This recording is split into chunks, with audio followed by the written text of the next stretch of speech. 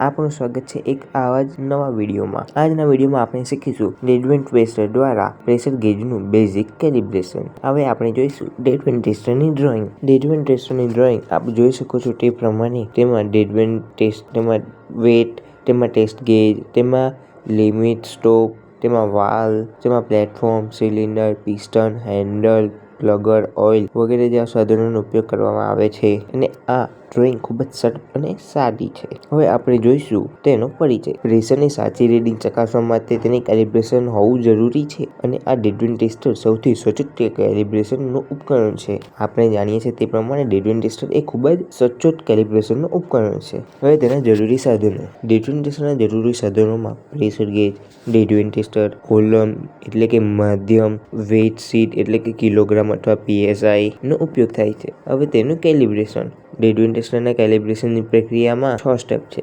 ગેજને dead tester પર જોડવો, પછી સિસ્ટમમાંથી હવાને બહાર કાઢીને તેમાં ઓઇલ ભરવું, ઝીરો વેઇટ રાખીને ગેજનો ઝીરો પોઇન્ટર ચકાસવો, જરૂરી વેઇટ એક પછી એક ઉમેરો અને દરેક વેઇટ ઉપર ગેજના રીડિંગ નોંધવા અને અપવર્ડ, ડાઉનવર્ડ બંનેનો રન કરવો। હવે જોઈશું તેનું રીડિંગ્સનું વિશ્લેષણ। સ્ટાન્ડર્ડ વેઇટ દ્વારા જનરેટ થતો પ્રેશર અને ગેજની રીડિંગની સરખામણી કરો। જો તેમાં ભૂલ જ્યારે આવશે ત્યારે જો જેમ કે સૂચિત આપણે જે રીડિંગ લીધા હશે તે અને તેના સાચા રીડિંગનો તફાવત કરીએ તો ડેડ ટેસ્ટરની એરર મળશે અને જો ભૂલ મર્યાદામાં હોય તો ગેજ ઓકે છે। હવે તેના ઉપયોગમાં લેવામાં આવતા જરૂરી સૂચનાઓ, જેમ કે ઓઇલ લીક ન થાય તે ખાતરી રાખો, વધારાનો વેટ ન મૂકો તેની ખાતરી રાખો, જરૂર પડે તો ગેજને રીએડજસ્ટ કરો।